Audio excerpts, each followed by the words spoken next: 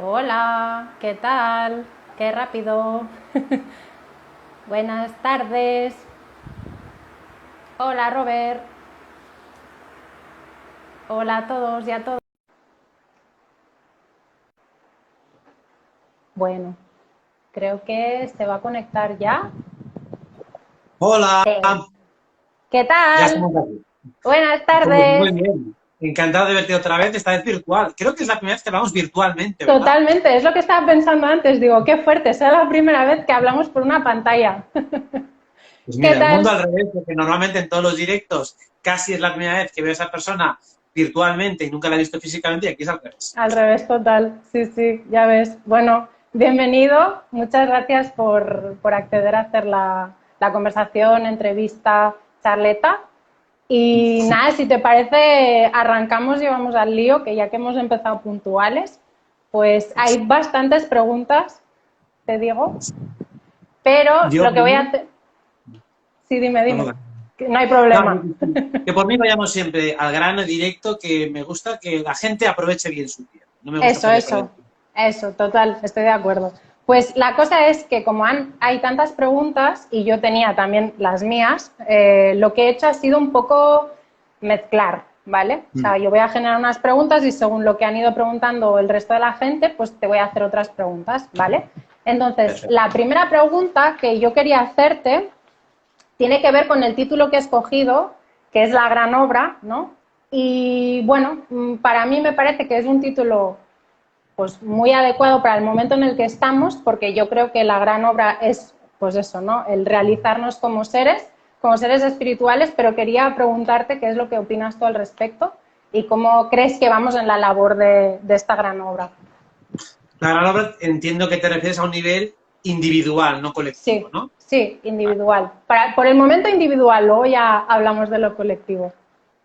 Bueno, aquí hay muchas visiones, pero por lo menos la mía es que somos almas en transición. Es Uh decir, -huh. nosotros venimos de una parte que es pura, que es el espíritu, esa no es la que evoluciona, esa no es la que encarna, es como el lugar de referencia. Sería como el personaje que controla el videojuego, ¿no? Uh Entonces, -huh. ese no está jugando. Ese, en todo caso, está observando, interactuando, pero no es el que realmente se está jugando a las habichuelas. Es el alma el que realmente viene aquí a evidenciar o a vivir una experiencia y sobre todo entiendo que es una experiencia de aprendizaje, en Uh el -huh. sentido de que pretendo volver de la experiencia sabiendo más de lo que sabía antes de encarnar.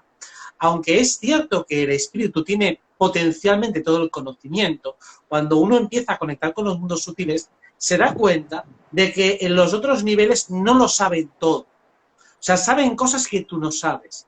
Pero, como siempre digo, en una partida de ajedrez contra un ángel seguramente gana el humano. Porque el humano viene aquí a desarrollar, entre otras muchas cosas, el cuerpo mental.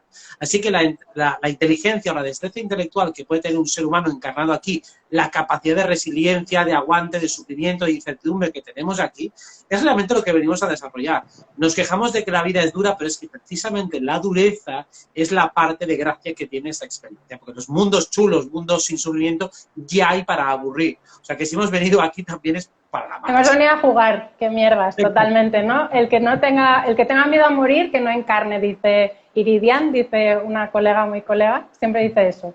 Y estoy totalmente de acuerdo. Lo único que es verdad, y según lo que has dicho, yo aporto, que tanto en el plano mental como en el plano emocional, y viene a colación una pregunta que han hecho de, por ejemplo, cómo evitar pues desviarnos demasiado desde lo emocional o quedarnos como encastados en loops mentales, cómo hacer una práctica para que eso no suceda y para quedarnos lo más centrados posible. Sobre todo tiene que haber un buen balance entre lo que es el trabajo interno y el trabajo externo. Para mí creo que esa es la base. Entonces, todo trabajo interno tiene que ser puesto a prueba en un trabajo externo. Y todo Uh -huh. trabajo externo tiene que ser correlativo a un trabajo interno. O sea, lo de dentro y lo de fuera siempre tienen que trabajarse de una manera prácticamente simétrica. Cuando se hace de una manera asimétrica, es decir, ahora vivo en un monasterio y me aparto del mundo, ese trabajo no vale un carajo si no lo pones a prueba. Porque ahí sí, vas a llegar a determinados puntos que no llegarías si no hicieras esa introspección, pero luego se irá al carajo en cuanto te pongas hacia afuera y veas que pierdes el centro enseguida de nuevo, que enseguida vuelves a romperte. O lo mismo, haces mucho trabajo hacia afuera, pero nunca te miras hacia adentro y estás perdido. Entonces, la manera de no romperse emocionalmente es haciendo un equilibrio, que para algo tenemos simbólicamente el día y la noche. El día para el trabajo de fuera y la noche para el trabajo de dentro. Y más o menos duran lo mismo, bueno, van cambiando según las estaciones, pero hay momentos del año que duran prácticamente lo mismo. Cuando eso se entiende, cuando el equilibrio entre lo solar y lo lunar, entre el yin y el yang, se hace patente, entonces ya no hay esas situaciones entre lo emocional y lo mental. Entonces ya no nos desviamos tanto, pero normalmente nos desviamos muchísimo, nos polarizamos y nos quedamos atascados en una cosa y perdemos completamente el objetivo al que íbamos. O sea, vas hacia una dirección y te vas perdiendo, te vas olvidando, perdido en detalles. Ese es el gran problema. Entonces, justo con lo que decías de las alternancias día-noche, yin-yang, saco a colación el tema del tiempo, porque justamente en estos últimos días he tenido muchas conversaciones bastante frikis al respecto y saco yo como mi propia interpretación. O sea, estamos en un punto en el que llevamos desde lo astrológico el ciclo cuadratura Saturno-Urano, ¿sí? Y mi interpretación es que el concepto tiempo, líneas temporales, fracturas en la realidad, etcétera, se empezó ya como a asentar el año pasado, pero como que este tiempo actual, este año, todavía se ha hecho más patente, ¿no? Y que hay como una especie de sincronía, y tal como yo lo leo, es que no existe realmente el tiempo saturnino, es decir, el tiempo de la 3D como tal. Con lo que quiero decir que yo creo que a nivel energético ya estaríamos en la 5D. Es decir, ya no habría diferencia entre lo de adentro, pienso algo o genero algo emocionalmente y lo que se plasma afuera. ¿Qué opinas tú? Claro, el tiempo cronológico lo padecemos o lo vimos, lo percibimos desde nuestra esfera biológica. O sea, es nuestro cuerpo físico el que más adolece de ese paso del tiempo lineal. Ya nuestra propia mente o nuestras propias emociones pueden viajar en el tiempo a mucha más velocidad, ¿no? Te molesta algo que pasó hace 5 años o te ilusiona algo que podría pasar en 5 años, con lo cual ya estamos bastante fuera del tiempo en el momento en el cual nosotros estamos en nuestra mente o en nuestro corazón. A partir de ahí, con esa cuadratura de Saturno-Urano que has ido comentando, es normal que la percepción o la concepción que tenemos de ese tiempo lineal que se trabaja en la física académica u ordinaria quede como desfasado y entremos ya en otras percepciones que son mucho más relativistas o empecemos a, por lo menos, se popularice el concepto del multiverso, del tiempo el nunc stans, ¿no? El presente eterno, que todos esos conceptos que ya son, bueno, completamente antiquísimos, empiecen a popularizarse más y empiezan a introducirse más en el inconsciente colectivo. O sea, básicamente estos son cambios sociológicos, culturales y perceptivos. Vamos cambiando y vamos modificando nuestra percepción a medida que los arquetipos se van involucrando. Entonces, para que lo entienda todo el mundo, Saturno es el que rige la percepción del tiempo lineal, el tiempo visto en secuencias. Y Urano es lo que nos saca de esa línea del tiempo, ¿no? Es lo que nos permite ver desde una perspectiva más amplia y, por lo tanto, divergente. Así que nos damos cuenta que también, incluso a un nivel relativista, no todos estamos viendo lo mismo. No todos estamos viendo los avances concienciales. Hay unos que piensan que vamos hacia las hambrunas, otros que piensan que vamos hacia el mayor crecimiento espiritual de la historia, otros que piensan que vamos al Armagedón total. Entonces son diferentes tiempos, diferentes percepciones. A uno el tiempo se le pasa rápido, a otro se le pasa lento. Todo está coexistiendo a la vez. ¿Y no crees tú, por ejemplo, ahora diciendo lo que dices, te interrumpo un momento, ¿no crees tú que la gente que está más como del clan, entre comillas, saturnino, es decir, más anclado en egregores de miedo, de carencia, de situaciones límite, en el sentido de que lo que es lo que hay y no hay nada más, entonces esto que hay se está acabando, esta gente es la que puede estar como más, pues bueno, enganchada como a este tipo de secuencia más lineal y que la idea es eso, no darnos cuenta de que lo que decías, ¿no? El tiempo perpetuo da infinitas posibilidades, solo que hay que entrenar un poco la imaginación, ¿no? Y un poco también la cintura para verlas, estas opciones. Eso desde luego. Vamos a decir que el operador que está identificado con el arquetipo de Saturno, la gente para que lo entienda, sería como un arquetipo del sabio aséptico, ¿no? El que está un poco fuera de la ecuación. Pues el que está fuera de la ecuación se coloca como una especie de analista, como alguien que describe, que analiza, pero está fuera. Es un poco la visión o el sujeto que se crea cuando alguien tiene una mentalidad científica, ¿no? Yo estoy fuera e intento adivinar lo que va a pasar.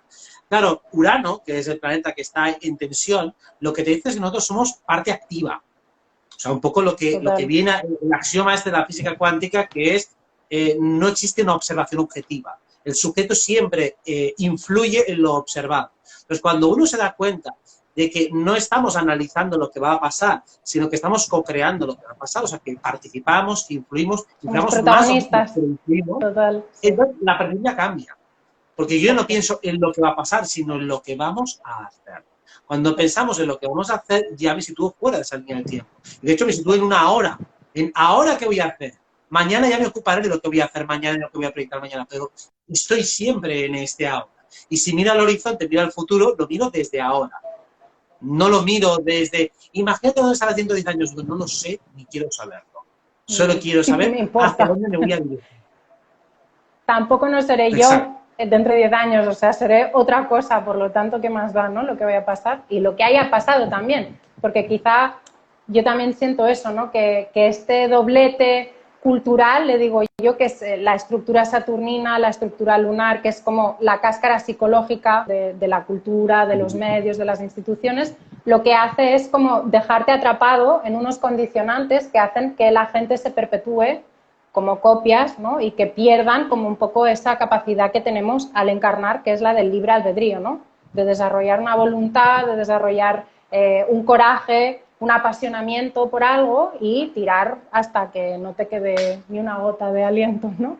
¿Cómo lo ves tú? Cuando todos los condicionantes sistémicos y sobre todo intelectuales llevan precisamente a que tú no ejerzas esa libertad, a que no veas que hay opciones, o sea, que pienses que no hay opciones, que vamos irremediablemente hacia el abismo o hacia donde sea, pero que sobre todo que pienses que no hay opciones, que la acción que tienes está determinada y está decidida porque no hay alternativas. O sea, estás en una carretera en la que no hay bifurcaciones, en las que no hay divergencias, solo hay un camino y si hay 3 caminos todos dirigen al mismo lugar. Eso es lo que estamos diseñados para pensar que es la única posibilidad.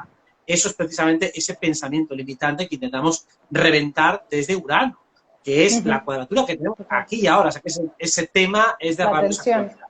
Total, total.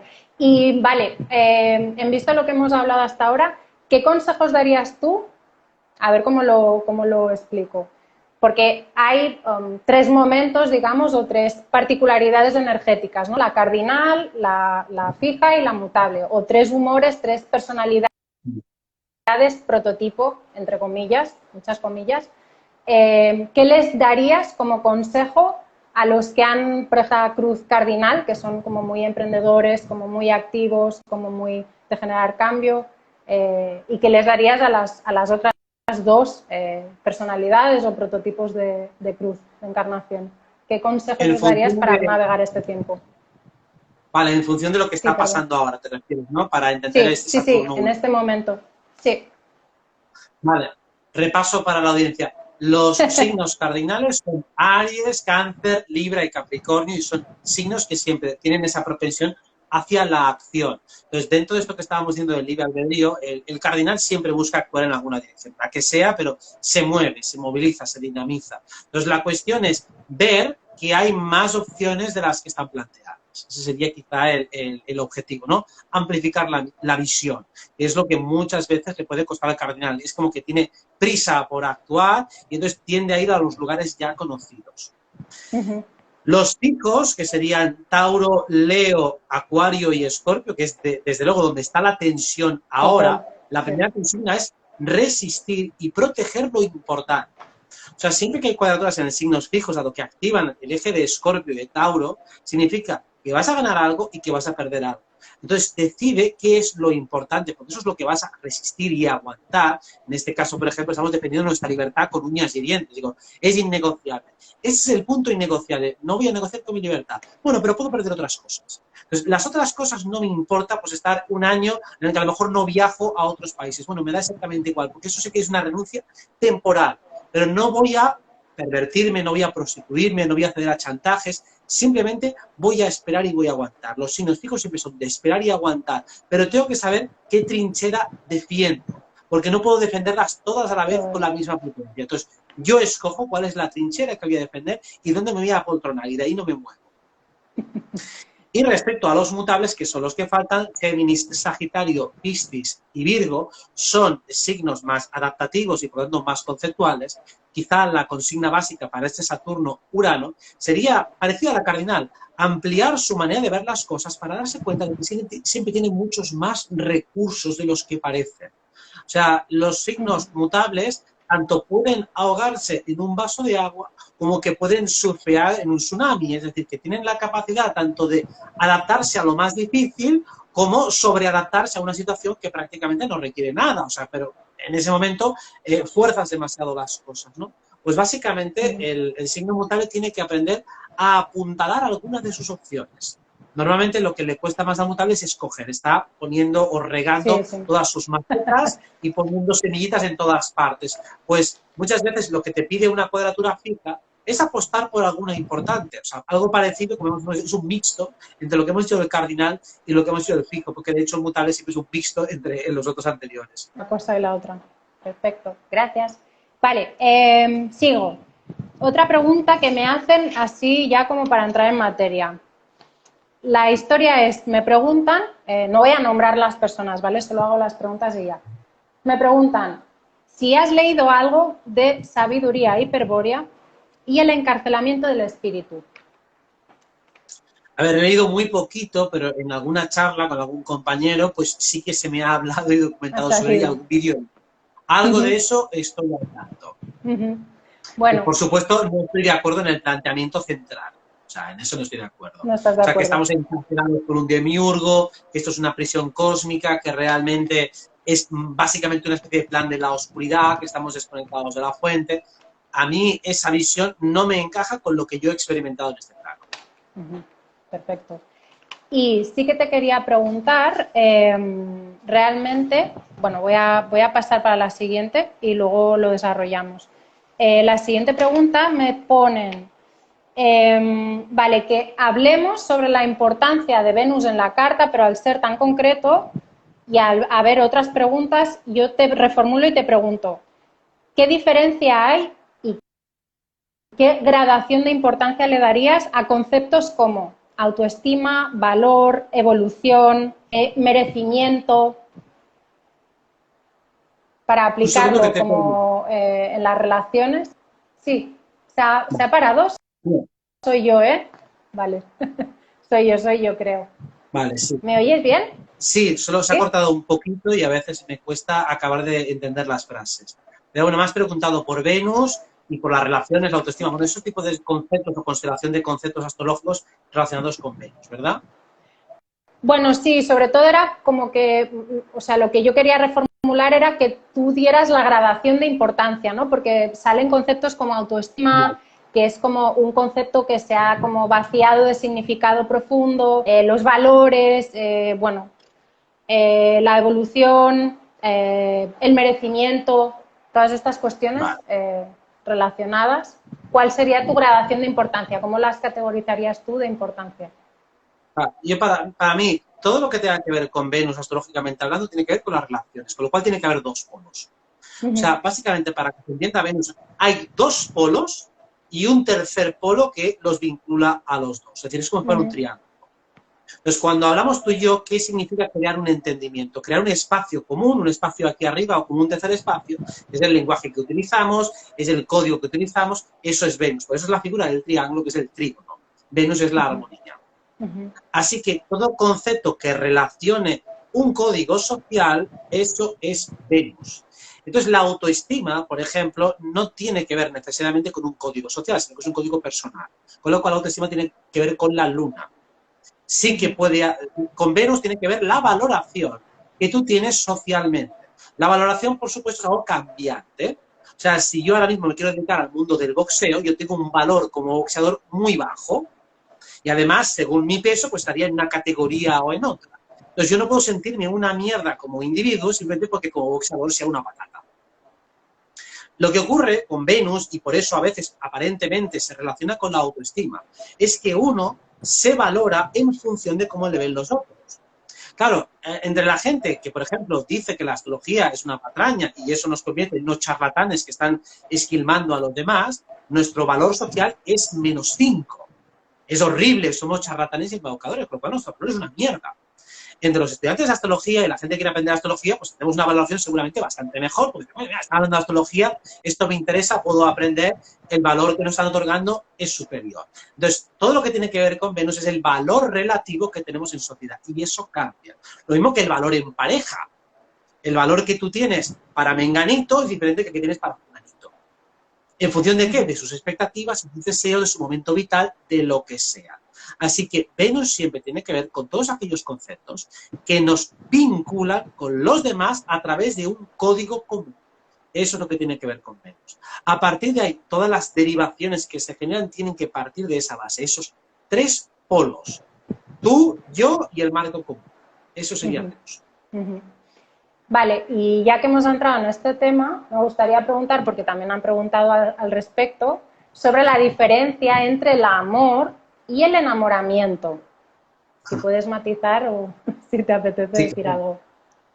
El amor, para empezar, puede estar completamente asexualizado, ¿no? Porque el amor que tiene una madre por su hijo, pues no tiene que tener, o mejor dicho, es favorable a que no tenga ningún tipo de connotación sexual o erótica. Con lo cual, el amor simplemente es un deseo de que el otro esté bien, es un deseo de compartir, es un deseo básicamente de compartir luz, por así decirlo, de propagar esa. Que en el enamoramiento hay un deseo y hay una fijación de tipo más erótica y siempre con un punto más exclusivo, ¿no? El enamoramiento siempre quiere pues una preferencia, o sea, ahí ya se involucra, por ejemplo, amarte, hay un deseo mucho más exclusivo, mucho más cerrado, mucho más acotado y delimitado.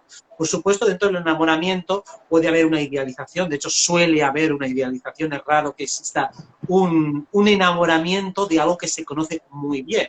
Más bien se puede decir que nos enamoramos de una expectativa. O sea, deseamos tener algo, digamos que es un vínculo entre Marte y Venus, Marte entendido como el deseo y Venus como el objeto del deseo. Entonces, cuando ese objeto del deseo es muy inalcanzable y se percibe como muy bello, como que nos va a generar una gran satisfacción o simplemente nos la genera por el mero hecho de pensar en ello, ya estamos en ese enamoramiento. Mientras que el amor es algo mucho más estable, porque en el amor no involucramos a Marte. En el amor no hace falta que esté Marte. Puede estarlo, pero también puede no estarlo. Pero en el enamoramiento tiene que estar Marte. Entonces hay una fugacidad, hay una conquista, hay un deseo y por lo tanto cuando el enamoramiento no es correspondido, hay una frustración, hay una desilusión, hay una molestia y hay una rabia. ¿Por qué? Porque Marte lo ha fijado como objetivo, como deseo. Todo lo que está como codificado como deseo quiere ser cumplido y si no es cumplido entonces se va a tomar por culo. Porque igual, o sea, de todo lo que hemos hablado hasta ahora, sí me doy cuenta de que al fin y al cabo cuando hay un marco externo, un marco cultural, el marco del otro, realmente hay un punto en el que uno cede sin darse cuenta todo el poder a eso, ¿no? O sea, pierdes como un poco la soberanía y la libertad de encarnar tu autenticidad, tu manera de ser, tu manera de expresarte y me gustaría preguntarte al respecto. ¿Qué opinas tú, no? Porque siendo acuariano como eres y vibrando como en esa frecuencia, ¿realmente hasta qué punto es importante o realmente hasta qué punto es necesario? Y la pregunta ya me parece un poco tonta mientras la estoy haciendo, pero yo te la hago igual. ¿Es necesario o está bien como medio encajar, no sería encajar la palabra, sino medio tener este valor común, ¿no? Este valor percibido por el otro, ¿no? Porque estamos en una sociedad que realmente es eso, ¿no? Si no nos valoran, en ciertos aspectos no existimos a nivel, por ejemplo, laboral o a nivel, por ejemplo, eso, ¿no? De las personas que realmente buscan encontrarse con un otro, ¿no? ¿Qué podemos decirle a la gente que nos está viendo para poder entrar como en este encuadre social, pero no perderse por el camino? O sea, ¿cómo puedes amar o cómo puedes buscar este valor siendo auténtico, siendo soberano y siendo libre? Claro, a ver, vamos a ver otras dimensiones de Venus para entenderlo. Venus también representa cosas que nos gustan, cosas que nos dan placer. Entonces, ¿cuáles deben ser mis valores o cuál tiene que ser mi valor social? Pues hacer aquello que a mí me gusta. Si a mí me gusta de los demás que sean alegres, será que esa cualidad está en mí. Si a mí me gusta de los demás que sean honestos, será que esa cualidad está en mí. Entonces, mi valor social, ¿cuál va a ser? Desplegar aquello que a mí ya me gusta ser. En ese sentido, no tengo que encajar en un lugar en el que yo no quiero encajar o en el que los valores que ahí se están dominando son otros.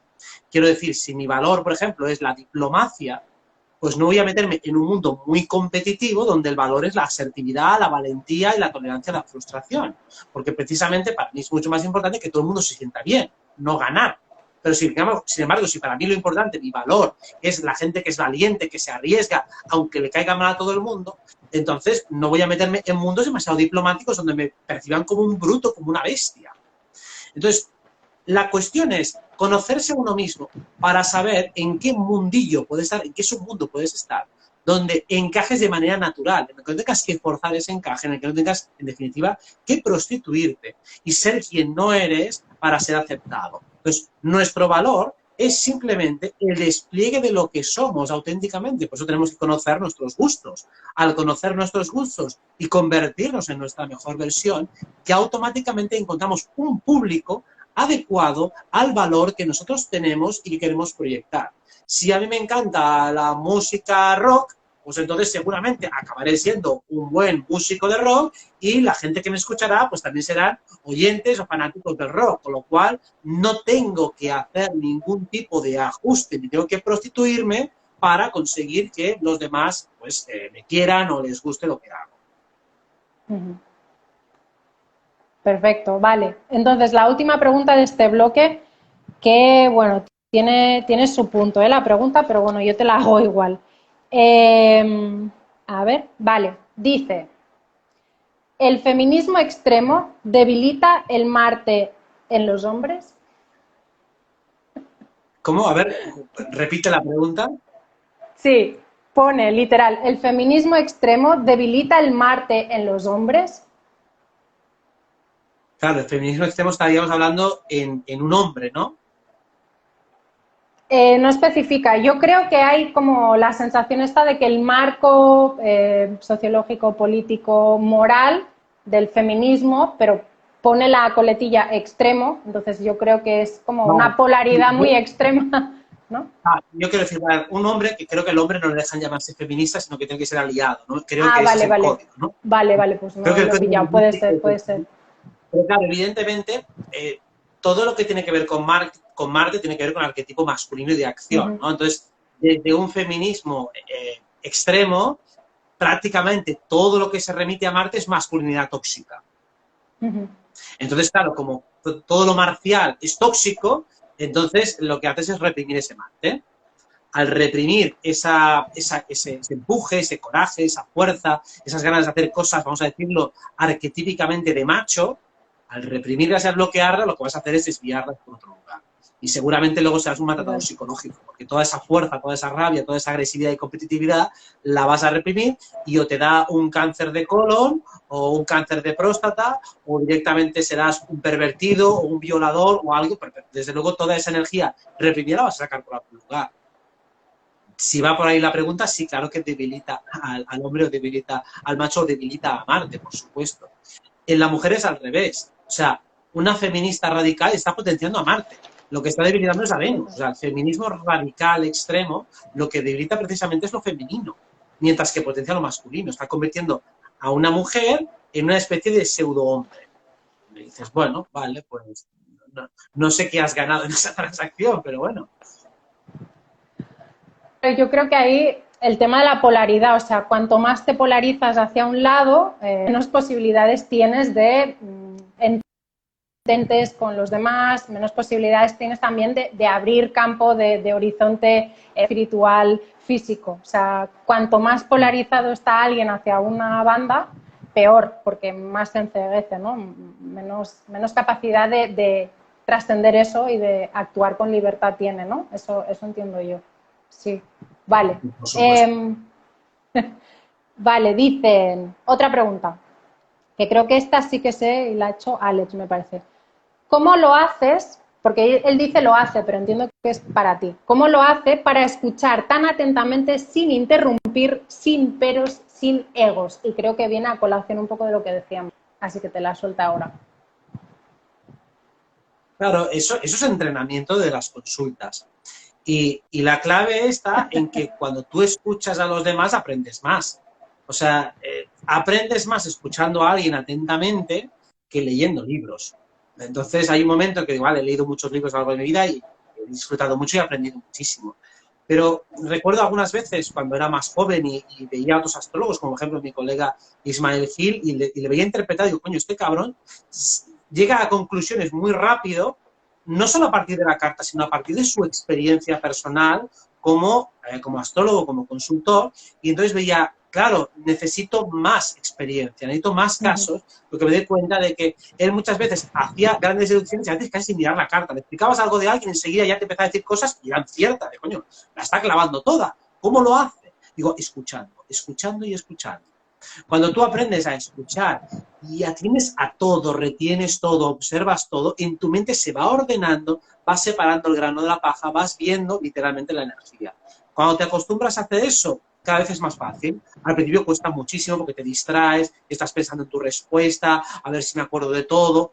Bueno, como con entrenamiento hay un momento en que esa capacidad retentiva se consigue mantener y llegas a conclusiones mucho más inteligentes. De hecho, aprendes en cada conversación. Para mí mi entrenamiento es la constante. Yo cada día aprendo cosas nuevas, pero cada día literalmente, no es una frase hecha. Es de verdad, acabo el día y digo, hostias, esta conclusión no había llegado nunca antes. Entonces, coño, eso es escuchar. En esta charla puedo estar aprendiendo de ti, puedo aprender de mí mismo mientras hablo, aprendo de todo. Pero por eso, por la atención plena, que es algo que se ejercita, como la respiración cuando vas a correr, el primer día te ahogas, al segundo también, y al tercero ya puedes ir poco a poco respirando un poco mejor. Total. Igual también él comentaba lo de sin interrumpir y sin egos, que eso como me parece curioso, porque yo entiendo, o sea, desde mi punto de vista, si tú consigues no personalizar, no personalizar nada de lo que te está diciendo la persona y te lo tomas en primera instancia como un ejercicio intelectual, lo que dices tú, ¿no? ¿Qué me está enseñando? ¿Qué puedo aprender de lo que me está comunicando la otra persona? Ya tienes mucho de ganado, porque es como que lo que decías tú, ¿no? No estás pendiente tanto de tu reacción al respecto, sino que le estás dando al otro para que se abra, ¿no? Yo eso lo veo bastante geminiano, barro para casa, pero lo veo bastante geminiano en el sentido de que el otro siempre me va a traer algo diferente y eso no significa ni que me vaya a atacar con lo que me está diciendo, ni que vaya a ser algo que va a desestabilizarme, y también me ayuda a tener un poco de humildad en el sentido de que de todo se puede aprender, ¿no? Y que eso, ¿no? Él decía eso, sin interrumpir y sin egos.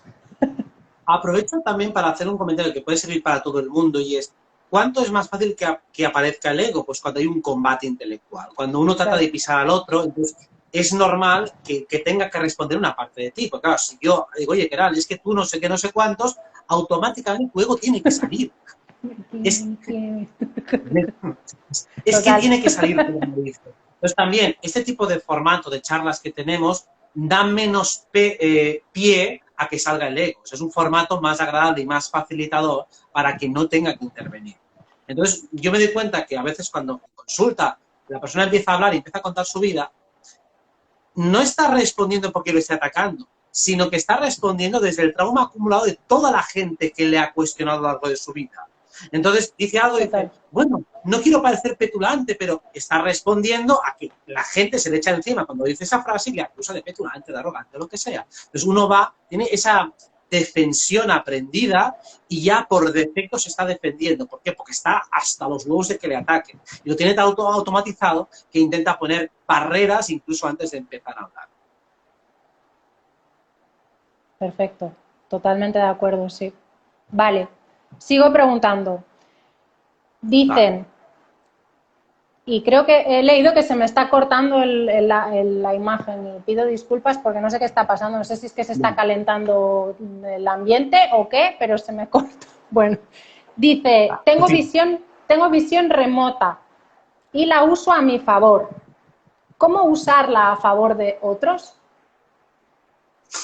Por ejemplo, buscando objetos perdidos, ¿no? O incluso ayudando a la policía, eso se ha utilizado muchas veces, a temas de secuestros, de gente perdida, pues si puedes conectar con la energía de alguien que está desaparecido o lo que sea, pues tal vez puedas visionarlo. Es decir, que la visión remota te puede servir para eso, o incluso bien entrenada para hacer inspecciones energéticas, ¿no? Por ejemplo, alguien tiene algún tipo de malestar, vamos a mirar con visión remota tu cuerpo energético, y si tienes buena capacidad, a lo mejor puedes ver, mira, tienes justo un implante aquí en la tercera vértebra y te lo voy a quitar. Bueno, pues para eso, para temas de sanación viene perfectamente bien. Perlas. Genial. Genial. Otra cosa que te quería decir, y que lo has sacado, te lo quería decir más tarde, pero aprovecho ahora. Realmente, ¿cuál crees tú que es la cualidad como ser humano que tenemos que desarrollar para poder estar acompañando o ayudando o sanando a otros? ¿Cuál crees que es la cualidad como ser humano que tenemos que desarrollar más? La principal, la empatía. Esa es la central. Esa es la primera y siempre la base. Y la segunda es una mucho más amplia y mucho más complicada, pero sería el criterio. Y el criterio viene por el conocimiento. O sea, cuando tú estás asesorando a alguien, tienes que tener suficiente criterio para poder ayudar. Eso, primero, es a través de la empatía, escuchas al otro y sabes o entiendes fácilmente qué es lo que la otra persona auténticamente quiere, qué es lo que auténticamente no quiere, qué es lo que hace por deber, qué es lo que hace por miedo. Es decir, a partir de la empatía, de la observación, tú desarrollas un criterio y aprendes a leer qué es lo que está expresando el individuo que tienes delante. Al principio, si tú siempre te observas poco, como hemos dicho, empatizas poco, estás demasiado en tu monólogo, no escuchas, no atiendes, no te das cuenta de las demandas del otro, no te das cuenta si estás sintiendo bien, si estás sintiendo mal. No dices, stop, espérate un momento, que acabo de ver ahora que has cambiado. Y ahí interrogas y preguntas, o pides más información, repreguntas de nuevo. No haces eso porque no tienes suficiente seguridad y piensas que es una cuestión simplemente de conocimiento. El criterio no requiere de demasiado conocimiento, requiere de mucha observación y de discernimiento. Entonces sumas conocimiento justo y necesario, discernimiento y, por supuesto, esa comprensión a la que hemos o esa observación y comprensión a la que hemos aludido. Cuando todo eso se va poniendo en su sitio, puedes realmente asesorar o acompañar con garantías. Y cuando hablamos de algo más profundo o algo más a nivel energético, porque yo recuerdo escenarios en la escuela de venir personas que tenían dolencias o algunas situaciones, y recuerdo que el proceso que tú hacías era como acoger, es decir, como absorber esa dolencia y transmutarla en el interior, ¿no? Entonces, para poder desarrollar esas cualidades, un cable al respecto. Claro, la transmutación de la energía del otro, es decir, cuando el otro viene con una dolencia, con una molestia, eso es una información que está a nivel energético. Que luego, si la tradujéramos, es como si tú me das una frase desordenada. Me das todas las palabras, pero el sujeto, el verbo, el predicado está todo desordenado. Entonces yo lo que hago es ordenar la palabra, ordenar toda esa frase dentro de mí, metafóricamente hablando, y luego te la devuelvo ya ordenada. Eso es la sanación y eso es la transmutación. Entonces, cuando a uno le duele algo, yo digo, vale, yo empiezo a escuchar a la persona y entiendo en gran parte de dónde viene esa dolencia. O sea, entiendo cuál es el marco mental que le lleva a esa dolencia. Si yo no tengo ese marco mental y puedo entender dónde está el límite, dónde está la falacia, dónde está el desorden, dónde se ha trampeado, si eso no está en mí, aunque yo me lleve esa información de esa dolencia, de esa enfermedad, en mí no va a hacer nada. Es más, puedo entender dónde se está desviando. Que normalmente lo que hay simplemente es un desvío intelectual, un desvío léxico. O sea, la persona no está entendiendo bien lo que está pasando. Antes, hace un rato, tenía una consultante, ¿no?, que hablaba de su perfeccionismo, ¿no? Como si el perfeccionismo fuera la causa de su malestar. Digo, vale, pero yo tengo que entender de dónde viene ese perfeccionismo. Y entonces se deducía fácilmente por carta que no era una cuestión de que ella fuera súper exigente, realmente era su madre y otras personas que habían ejercido como autoridad, las que eran súper exigentes, mientras que ella lo que quería realmente era complacerla, ¿no? Es decir, quería que se sintiera bien. Digo, a ver si hago todo esto, a ver si consigo que se sienta bien de una vez, a ver si consigo que me ponga una buena cara. Y claro, no lo conseguía. Entonces, ahí el tema está en decodificar y reconceptualizar. No es un tema de ser perfeccionista o de no serlo, es un tema de que quiero complacerla a toda costa. Y entonces me doy cuenta de que si no puedo complacer a toda costa, digo, vale, es verdad, si yo lo que quiero no es tener un súper resultado por mí, lo hago por ella. porque si no está ahí, entonces tampoco me rayo tanto con mis historias. Cuando nosotros resignificamos y reexplicamos la historia, nos damos cuenta de que se deshace el patrón mental, se deshace el patrón emocional y por lo tanto la dolencia se libera. Total. A colación, y ahora veo el comentario, pero también ha hecho una pregunta esta mujer que dice, ¿cómo ayudo entonces a mi hija adolescente a superar su hipersensibilidad al mal? Está muy deprimida. Es que, claro, seguramente ese no es el diagnóstico. Claro, esto es, de momento, hasta el punto que hemos llegado. Digo, vale, sí, le deprime la maldad humana, le deprime tal, etcétera. O sea, eso existe, eso está. Pero también lo que podíamos eso es resignificarlo. O sea, básicamente, si a mí me deprime el mal, significa que también me motiva y me conmociona el bien. El bien, total. Entonces, claro, si hay mal, si hay injusticia, si hay gente que sufre, ¿por qué no vuelco toda esa depresión, indignación en ayudar a otros? O sea, si a mí me sensibiliza las injusticias, ¿por qué no pongo fuerza en intentar ayudar a los damnificados, a las llamadas víctimas, a los que sufren? Porque eso es potencia, eso es energía. Entonces, voy a hacer algo. O sea, si yo veo que hay fuego, pues voy con agua y voy a intentar apagarlo. No me quedo diciendo, vaya putada que haya fuego. Digo, vamos a ver qué podemos hacer.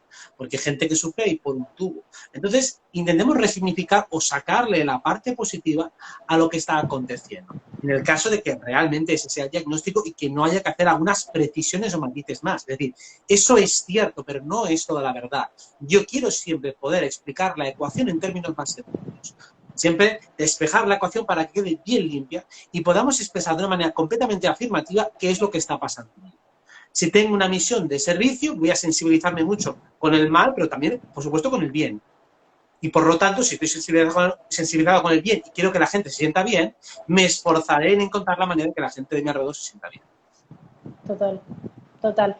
Y a la misma, bueno, no es la misma persona, pero en el mismo pack, ¿qué apuntas sobre el suicidio y las pajas mentales? Dice literal la pregunta, me ha hecho gracia.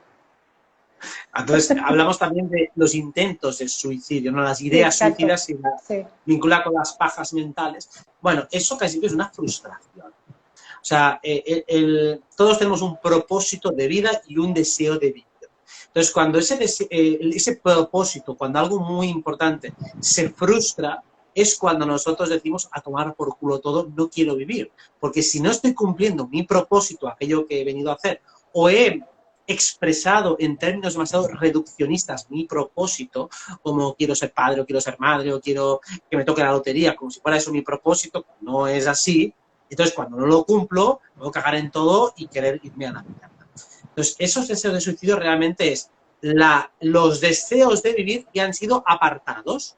Se han frustrado tantas veces que yo los he apartado y he renunciado a ellos. Digo, no, recupéralos. O sea, échale narices. No me digas que no tienes deseos. Los tienes. ¿Los tienes por qué? Porque estás encarnado. Si has encarnado, realmente si vieras la cantidad tan brutal de filtros que tuviste que pasar para poder encarnar aquí y ahora, no dirías que he venido aquí por accidente. Los cojones has venido por accidente. Si pudiéramos revisar, y de hecho se puede revisar, toda la burocracia que has pasado, todas las barreras que has pasado, no, que los arcontes nos obligan. Cojones, nos obligan. Aquí hay hostias para entrar.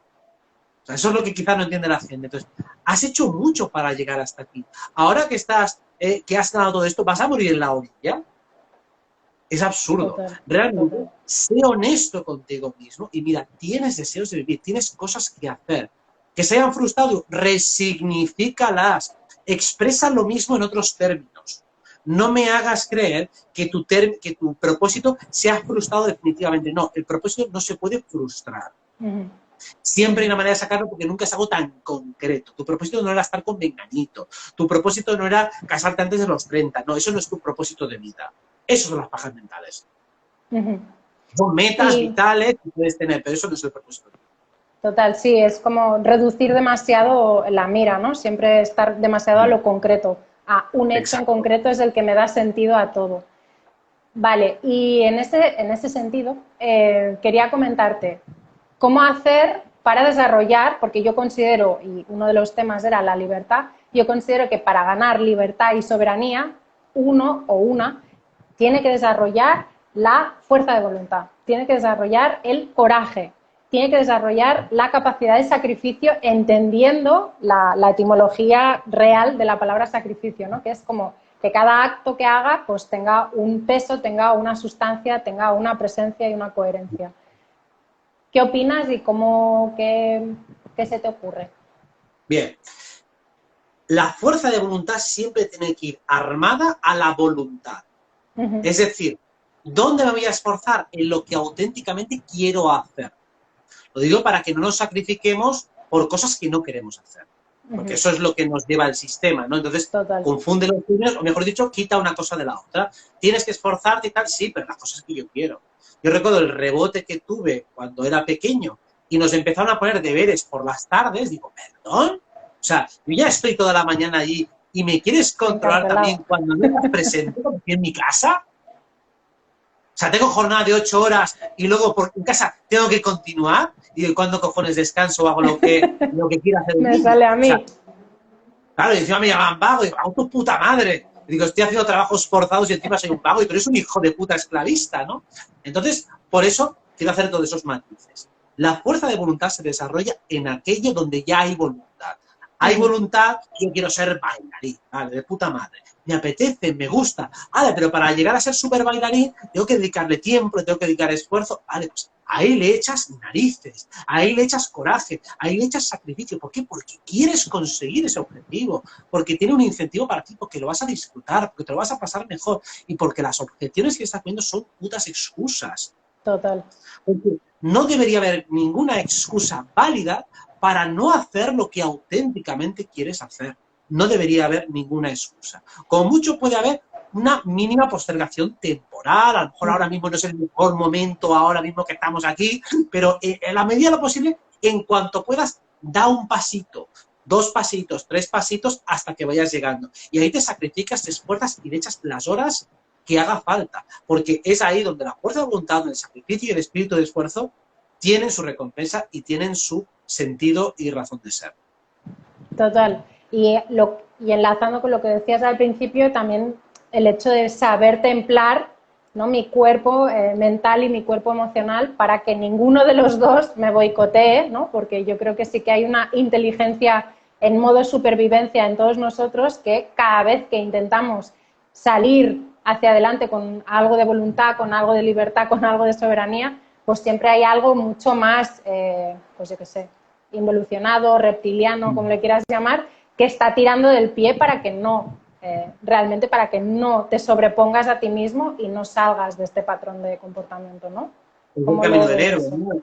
El héroe tiene que tener desafíos, tiene que tener obstáculos, ¿no? Entonces, cuando entendemos la fuerza de voluntad como el arquetipo de Marte, Marte es un guerrero. Pues el guerrero tiene que enfrentarse tanto a los obstáculos externos como internos. Internos puede ser la pereza, la procrastinación, los desvíos, las excusas, las justificaciones, todo aquello que te lleva a no hacer lo que puedes hacer, sabes hacer y quieres hacer. Eso es para mí lo que no hay ninguna excusa. Yo, si quieres, sabes y puedes, ¿por qué cojones no lo estás haciendo? Y ahí te digo, ¿el reverso es el miedo o eso es una estupidez? Pues yo creo que eso es un poco una estupidez. Pero bueno, yo te lo pregunto, a ver qué opinas tú. Claro, a ver, dentro de toda la constelación de excusas, el miedo es una de ellas. El miedo que, bueno, ¿y si no lo consigo hacer tan bien como yo quería? Pues hasta que lo consigas, evidentemente. Si tú quieres ser una acróbata, pues los primeros saltos que des, las primeras volteretas, pues no serán tan virtuosas como una acróbata del circo, ¿no? Tendrás que empezar desde lo pequeñito y poco a poco ir venciendo esa frustración. Pero coño, si te lo estás pasando bien, los niños en el parque cuando van a los columpios, poco a poco se empiezan a subir por aquí, a hacer el mono, con miedo, tímidamente, y al final avanzan. O incluso cuando empezamos a andar, ¿no? Primero reptamos, luego gateamos, luego nos levantamos, nos gateamos, nos damos hostias, nos jodemos las rodillas, pero coño, no dirías, no lo hagas, que aún te vas a hacer daño. Y, pues no andes nunca. Exacto. No encarnes. No andes nunca, claro, que se cae, ¿no? No encarnes. Es así. No encarnes, es que encarnar aquí, coño, con lo peligroso que es. Si es que nace encima de un bebé indefenso ahí, muerto de asco, que te puede mancar un resfriado, cualquier cosa te puede matar, no encarnes, que esto es una trampa mortal. No encarnes. Total. Ay, a ver, sigo un poco más, ¿vale? Vale, una pregunta que me ha dejado un poco... Vale, no, primero una y luego la que me ha dejado un poco así. La primera es, Es que me ha dejado un poco así, ahora lo verás. Dice, cuando el cuerpo energético sale a astral, ¿el aura se va con él o se queda en lo físico? Sigues teniendo aura en el astral, sí, de hecho es hasta más fácil verla. Yo supongo que son otras capas, las capas áuricas del cuerpo energético, que no creo que sean exactamente las mismas que tienes aquí, o sea, las que se pueden ver aquí mirando de la mano son unas mucho más superficiales que las que tiene el cuerpo energético. Vale, respondida. Siguiente, que esta es la que te digo que me ha dejado un poco así. A ver. Dice, por medio de fluidos sexuales y saliva, ¿se pueden transmitir la sustancia que traen las VACs? O sea, he indagado un poco, ¿vale? He preguntado, pero yo te la transmito y tú ya pues, nos cuentas si eso. No tengo tal conocimiento como para poder llegar a esa conclusión, pero diría que me extrañaría bastante. Vale. Pues ya que se dé por respondida la persona. ¿Vale? ¿Seguimos? Yo no lo puedo saber porque evidentemente ni he examinado las innombrables, ni tampoco he hecho experimentos de ese estilo, así que deductivamente y por lógica yo diría que no debería ser. Vale, vale. Vale. Recomendaciones. He leído hace un rato y claro, me quedo con la gente que conozco porque soy así, pero he leído dos preguntas. Una que la tengo apuntada que es recomendar algún libro de astrometeorología y otra pregunta acerca de libros que nos hayan conmovido o nos hayan impresionado o nos hayan gustado mucho. De astrometeorología creo que solo conozco uno que se llamaba Astrología y el Tiempo, que tengo una edición de la revista Mercurio 3, cuando se editaba Mercurio 3 hace un montón de años, un libro que era con una tapa de color verde, y creo que se llamaba Astrología y el Tiempo o algo así. Y estaba bastante bien, pero es el único que he leído, o sea, no es el mejor, siempre es el único. Y bueno, y estaba bastante aceptable. Y recomendaciones de libros que hemos leído, empieza tú, que era el que tú tienes más... ¡Ja! Yo actualmente, es que actualmente casi todo lo que me leo tiene que ver sobre astrología, sobre espiritualidad. No sé, yo si acaso, si os parece, a quien le interese que le pase libros, porque tengo bibliografía para dar y vender, que me escriba con su correo y yo se los paso, ¿vale? Pero actualmente también te digo eso. Pregunta que me sale así al momento. ¿Qué tal vas tú de nivel de concentración lectora? Porque yo ahí voy, ¿eh? No te creas tú que... O sea, también es lectura diagonal y con eso me vale la mayor parte de las veces, pero ¿qué tal vas tú? No, muy bien, leo a súper velocidad. Sí, O sea, ¿no? ahora, Y sí. nivel de concentración de más, bien. Sí, muy Vale. alto. O sea, ahora mismo muy bien. Bien. Respecto a libros, quizás si tuviera que decir uno, por ejemplo, de astrología, que a mí es el que más me ha gustado, es Astrología de las Relaciones de Richard Idemont, que lo he recomendado muchas veces. Para mí es el que más me ha gustado, o sea, el que más lo he disfrutado, con el que más sensación he tenido de aprender y fue el que me motivó más a ser astrólogo. O sea, yo leía ese libro y a mí me gustaría hablar de lo que habla ese libro. Sí, además recuerdo el momento en el que también me lo recomendaste, que me acuerdo que me decías, el hombre es como muy geminiano y lo estructura mucho como en diálogo y pone muchos ejemplos y tal. Y es verdad que es un libro que es súper, súper interesante, sí. Claro, porque el autor es Acuario, ascendente Libra con luna Géminis.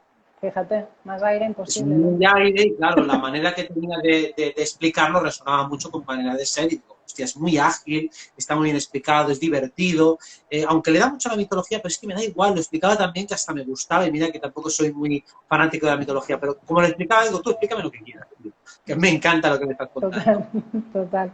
Sí, dice, repiten, el libro es Astrología de las Relaciones, sí, se llama así. Exacto. Que preguntaban por ahí, sí. Vale. Sí, un libro que se ha editado 100 veces porque es muy bueno, muy bueno. Sí, sí. Vale, dicen, esta, y también me sirve para hacer un remember. Preguntan sobre los cigarrillos. Información para liberarnos de esas adicciones o parásitos. ¿Por qué están ahí? Y dice ella que comenta que tiene entendido que la planta del tabaco es la más poderosa y limpiadora de la naturaleza y aún así fumarla nos hace mal. Si tienes alguna info sobre el espíritu del tabaco y cómo nos liberamos de su adicción. Y hago un inciso, porque no sé si te acordarás, que cuando tú y yo nos conocimos, yo fumaba. Yo había vuelto a fumar. ¿Te acuerdas? Si te acuerdas, claro. Sí, Y yo bueno, creo, y yo creo, entre otras muchas cosas y mi fuerza de voluntad, pero que a través de la hipnosis indirecta, que creo que es lo que pasó, dejé de fumar. ¿Qué opinas tú? ¿Qué les dices? primero, a ver, una cosa es la planta del tabaco y otro el tabaco que se vende, que está llenísimo de tóxicos, entonces no son la misma cosa.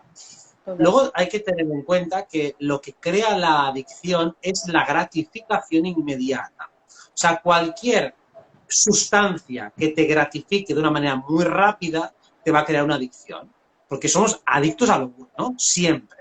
Pues claro, cualquier apaciguador que sea inmediato, me es igual si es el sexo, la masturbación, la comida, cualquier cosa que te pueda dar un placer fácil e inmediato. Eso siempre te va a crear una conducta adictiva. Entonces, ahí es más tu fuerza de voluntad para no caer en ese recurso fácil. Es más, el que lo quiera utilizar de vez en cuando, pues que lo haga de vez en cuando, pero solo en situaciones de máximo estrés. Pero que nunca caiga en ninguna adicción de nada. Una vez que ya tienes una adicción, vas a tener que reemplazar el mecanismo de apaciguamiento natural que tienes.